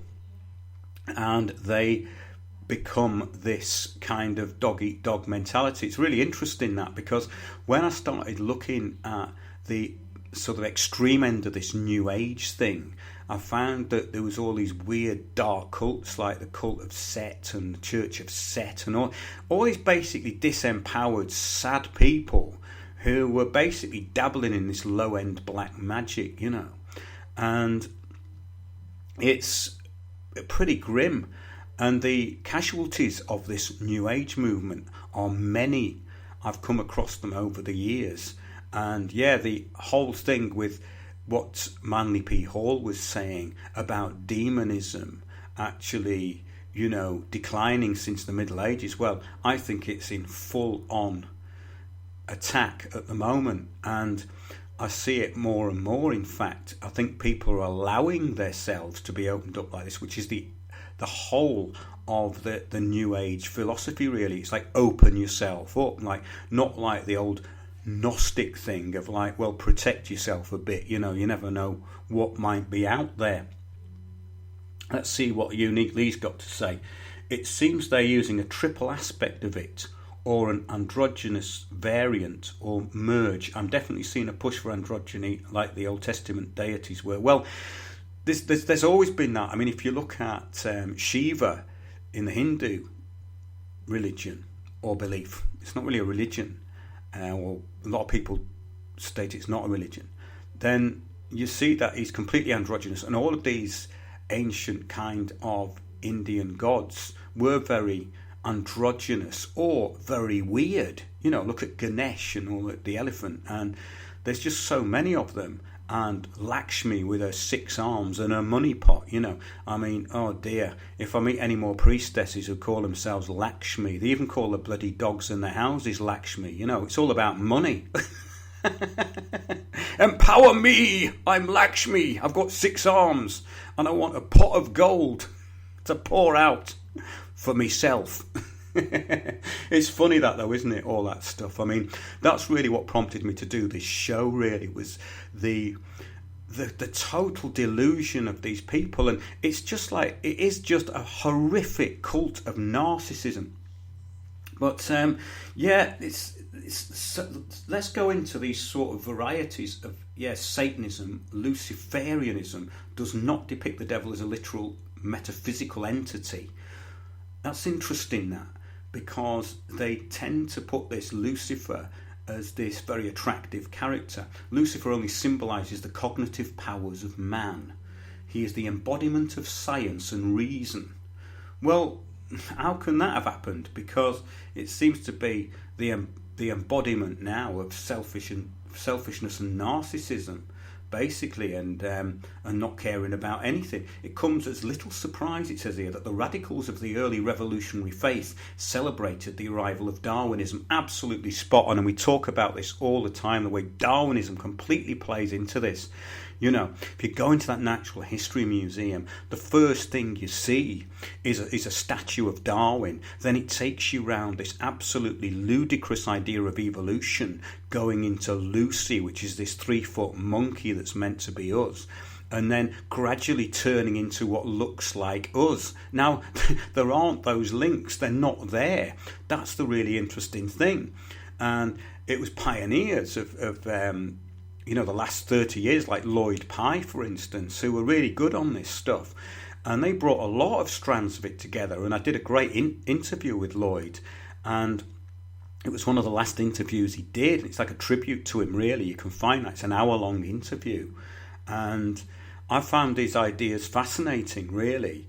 And the whole basis of that, where it came from, was brilliant. I thought that his debunking of Darwin was absolutely spot on, and we did do a show on it about a year or so ago, and I want to dig some of that stuff out. And really, if we cover this subject again, I'm going to be digging out a lot of the quotes from that Nag Hammadi scriptures and these ancient texts, which kind of hint at this idea that these people were protecting themselves. And the whole thing about this New Age agenda is to open yourself up to anything. And that can happen through fake meditation practices, basically mesmerism, and also through administering chemicals and plants, which a lot of these people are not qualified to do. So, in other words, you get someone like a shaman is someone who lives in the jungle and can eat and can live on insects, and can make himself invisible in front of dangerous beasts. Now, a shaman is just someone who puts on a talk and puts on a silly costume, It's kind of, this is where I'm going with it all, really, because I've seen so much of it, and it's very, very damaging, I think, the whole thing, and this egotism that comes through it all. And it says, evolutionary theory was the edifying science of Promethean zealotry and the new secular religion of the scientific dictatorship. According to Masonic scholar Wilmshurst, what guy we're talking about, the completion of human evolution involves man becoming a godlike being and unifying his consciousness with the omniscient. Now, this has been really, really misinterpreted, I think. I mean, and also becoming a godlike being. I mean, this is the opposite of what real knowledge is all about. It's the absolute opposite. It's turned real kind of philosophy and thinking on its head. In other words, that you become a disciple of something, and then you may be given certain information which you can then kind of put into your whole psyche, and it becomes your life. But then are you going to turn around and go, well, I'm God now? I mean, what sort of person would do that?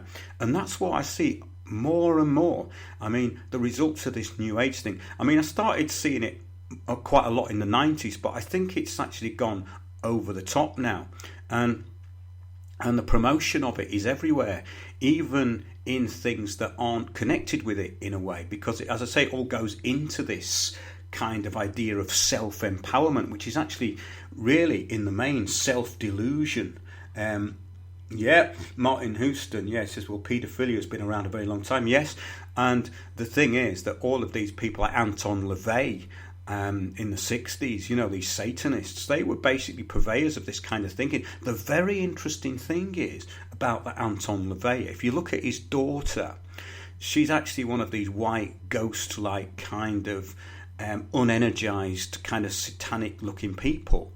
And she was on this show, you can see it on YouTube, and there's a guy with her, and he's basically got horns. He's had them grafted onto his head, and it's kind of creepy, but underneath it all, it's pathetically sad when you see these people, because they want power over people, but they're basically very disempowered because they haven't got self-knowledge. And apparently Anton LaVey on his deathbed was absolutely terrified. Now, the whole point of any kind of knowledge is that you're preparing yourself for death, to actually leaving the body. That's the whole point, in a way, of this show tonight.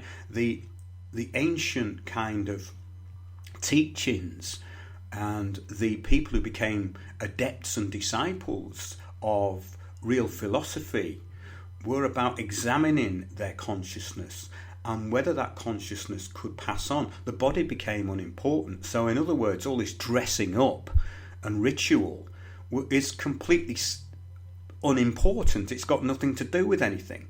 So ritual is the opposite of what this is, of what the inner journey is about. I think that's the whole point of the show I'm trying to get to, really, is that it's an inner journey. And I find that really fascinating because I have met some of these people who know a lot, and they're definitely the opposite of these New Age characters. Yeah, well, Eric von Essex has put Alex Sanders is another typical example. Anton LaVey is also called Howard Stanton Levy. Yeah, absolutely. And that whole 60s cult of the Satanism and all the rest of it, it's embedded in pop culture, you know. And it's actually become sort of common parlance. And a lot of, of course, the 60s bands were all very influenced by it. And we haven't got time to go into that one this week, but I've been talking about that over the weekend, and especially down at Portmeirion. So there's a book coming out soon called Behind Closed Doors, and it's all about this drug culture and the CIA and how it ties into esoteric thinking and all the rest of it, by a friend of mine. She's got a very good website actually called ResonanceBookworks.com. Have a look on there, ResonanceBookworks.com. And we did a trailer for a film a couple of years ago which we haven't actually made, and it was all about the hidden history of the British Isles. And interestingly, Britain, the word Britain is Hebrew actually. Berit is covenant or contract, and Ain, A-I-N, was actually an area of northeast Canaan. So could Britain be a code for people of the contract of northeast Canaan? It could well be. Who knows? I mean, we're never really told these things, and there's obviously people who are going to say, oh, that's ridiculous. Well, not really, because it's Hebrew for a start. Yeah, Albion, that's another good one. Yeah. Well, I was going to read something out by a fella, and this is from 1909, and he called himself Arthur Avalon. Can you believe it? Can you believe the cheek of that? It's unbelievable, isn't it? Well, I suppose it's no worse than calling yourself Swami, you know, if you're not one. The book sounds great. Does it mention LSD and homosexuality? Well, it mentions a lot of the mind control that went on through the administration of LSD and what was behind it, because it's actually, the book revolves itself around this character who supplied the great and the good and the soon-to-be influential with LSD, and one of the kind of tragic victims of that, which is someone I'm a fan of actually. I won't even bother mentioning his name, but he's sort of mentally deteriorated after it. So basically, this person's famous for administering a mind-altering drug to someone who was vulnerable, which is basically an imprisonable offence. But now, in the world of pop music, it makes him a guru. Quite funny, really.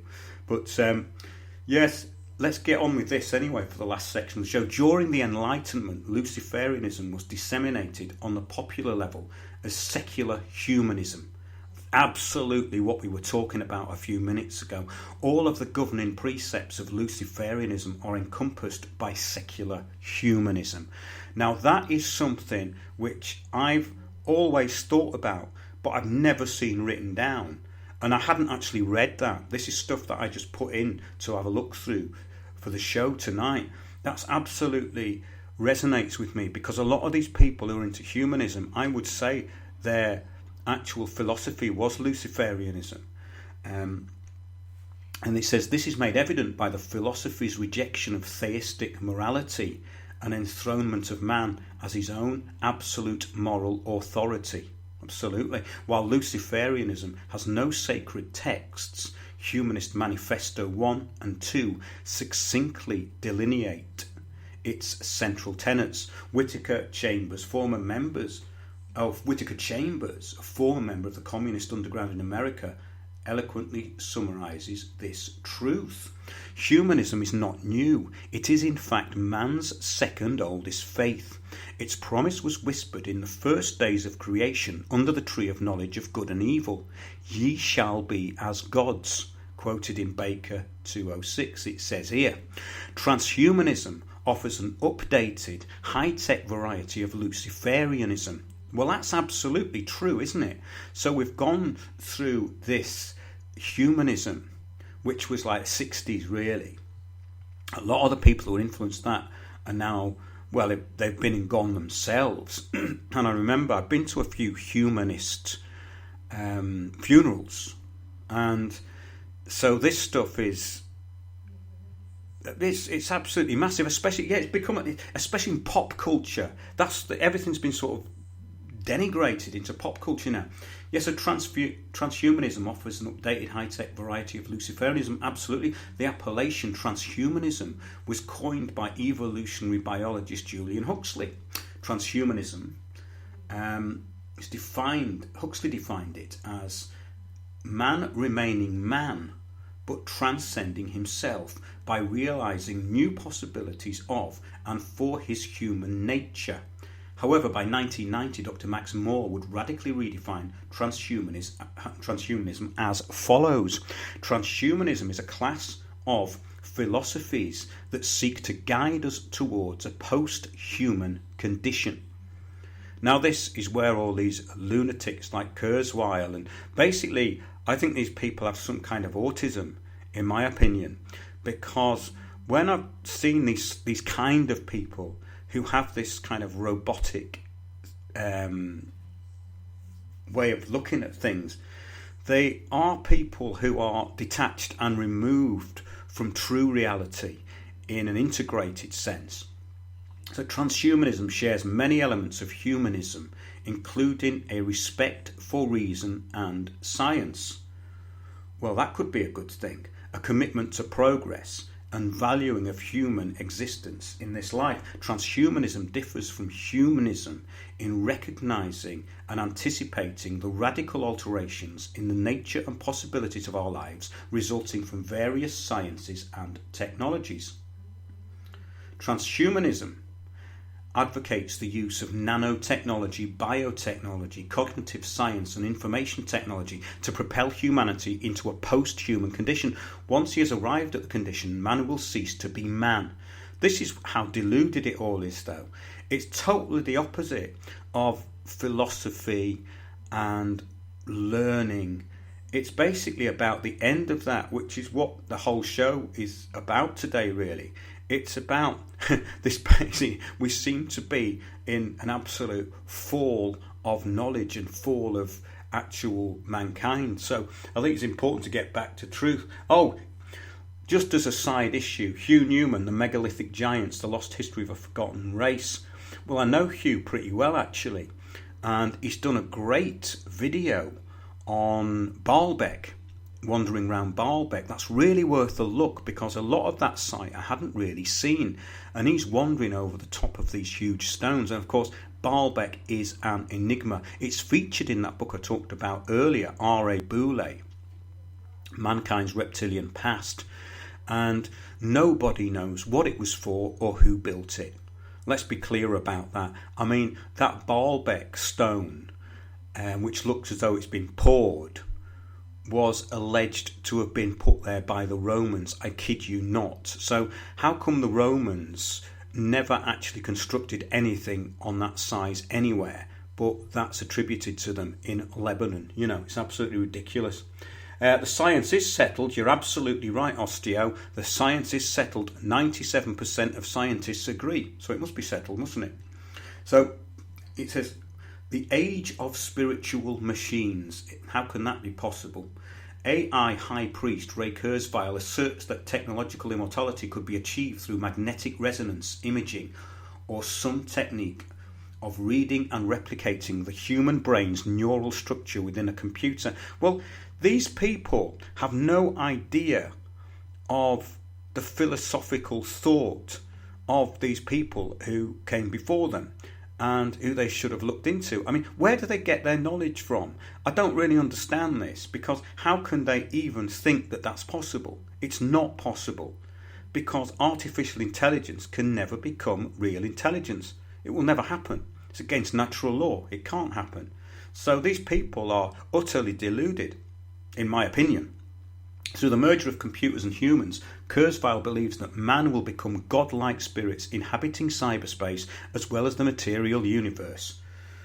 I mean, what you're tempted to say, well, what planet are they from? You know, according to... Wait a minute. I'm having a problem here. This keeps moving up and down. But, yeah, it's absolutely mind-boggling stuff, just looking down through this. Following the biblical revisionist tradition of the Gnostic hypostasis myth, transhumanists invert the roles of God and Satan. In an essay entitled In Praise of the Devil, transhumanist ideologue Max Moore depicts Lucifer as a heroic rebel against a tyrannical God. Now, I think the problem with these people is they spend too much time in front of computers. I think they've lost touch with any form of reality. They need to get out into nature more, I think. They need a bit of therapy, in my view. So basically, to sum it up with this whole way the agenda's been reversed, the devil, Lucifer, they say, is a force for good. And it means light bringer, as we know, and this should begin to clue us in to the symbolic importance. The story is that God threw Lucifer out of heaven because Lucifer had started to question God.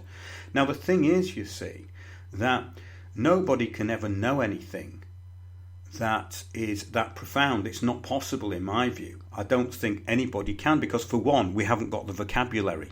We haven't got the vocabulary that we need to be able to even define most of the experiences that we have. That's something that when you have these experiences, or you experience something out of the ordinary, that's why it's very hard to put it in words. That's why when you see these New Age gurus putting it all down to consciousness and infinity, you just know they're on a gravy train talking crap, you know. I mean, these terms have to be kind of really looked at. There's so many different forms of consciousness. There's so many different ways that consciousness can manifest itself, you know. So, yeah, Unique Lee says, this fella has nailed it. Well, I'll have a look at that after. I'm glad to hear that, Lee. So, basically, yeah, we're nearly out of time here. But, yeah, this way that this whole thing has been engineered now into transhumanism and artificial intelligence, the Internet of Things, and basically going against all natural law.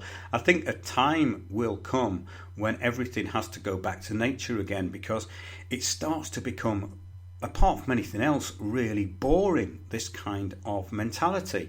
Because, for one, there's no magic in it. You have to have some spark of magic, and that just means inspiration, really. And this stuff, to me, strips everything out. It strips out everything into just being robotic, which is totally and utterly boring. I mean, if you're going to do that, why not just go and work for the council, you know?